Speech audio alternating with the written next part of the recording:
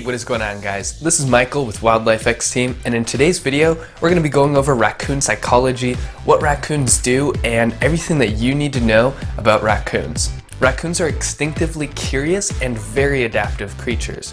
Unlike a lot of wildlife that kind of receded with human expansion, raccoon population actually grew like crazy because raccoons are curious problem solvers that thrive in urban environments. In the wild, they make dens out of hollowed trees. That's because it's going to provide comfort to them, it's a tight enclosed space, and it's going to be a little bit darker. In urban environments, they create their dens in attics, in between walls, and in abandoned buildings. Pretty much anything they can find in an urban environment in a secret location is where they're going to make their den. Raccoons are not picky eaters. They're omnivores just like us, so they will eat meats and plants. They will pretty much eat anything they can get their hands on, and they are also primarily a foraging species that is very curious, so they're going to be looking in trashes, which is another reason why they're thriving in an urban environment, but they will pretty much eat anything they get their hands on, from birds to little human snacks, pretty much anything you can imagine, raccoons are going to eat it. Raccoons, despite maybe seeing them sometimes in the day, are also primarily nocturnal creatures. They're only going to be out in the night, so if you have a raccoon problem like raccoons in your attic or in between your walls or hiding somewhere in your house, you might hear some like scratching or moving around in the night, which can be very, very scary. It can almost sound like there's a ghost in the walls or something like that. And that's because in the day, they're going to be sleeping in their den in the attic or in the side of the walls or whatever. They're very nocturnal. They're usually out just at night, but sometimes you'll see them out in the day. And during the winter, they usually hibernate. They're not 100% asleep, but they spend most of their time in their dens, just kind of sleeping and waiting for the winter to pass. Raccoon reproduction begins in the very late winter.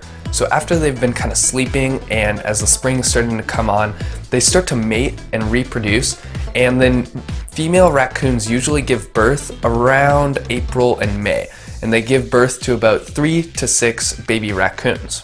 They are very protective about their young, and they will all kind of stay together until after about a year, and then the baby raccoons will be fully matured and they'll kind of just wander off and do their own thing. Raccoons are independent then after those 12 to 14 months of kind of growing up, and then they'll live in loose-knit communities of about 5 to 6 raccoons. And it's very loose, it's not like a very strict community or whatever. Like I said, raccoons are primarily isolationists. They're not really social, they don't need other raccoons, they're kind of just doing their own thing. And then they have other communities just because it's better for survival, but they can leave that community and go find another community just like that. The reason why raccoons are thriving so much too in urban environments is because they have great dexterity, climbing abilities, and they have paws very similar to that of humans. They're able to open jars, open locks, open trash cans. They're very, very able to solve different puzzles with their body, so that way they can get food. And urban environments is like a playground for raccoons. In the wild versus kind of urban raccoons, it's actually been proven that urban raccoons are smarter than wild raccoons. The reason for this is because urban environments, like I said, are like a playground where these raccoons can learn how to open things, solve problems, and survive better. So that's it. That's all you need to know kind of about raccoons. That's the general information about them. Like I said, raccoons are very interesting creatures because they are expanding in modern society and they are thriving in our modern environment.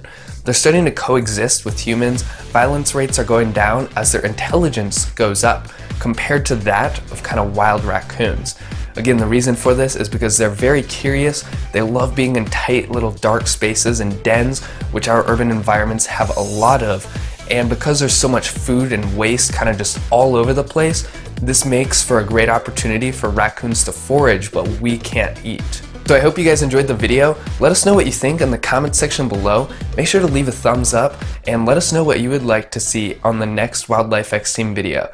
My name is Michael with Wildlife X Team. Hope you enjoyed the video, and we'll see you next time.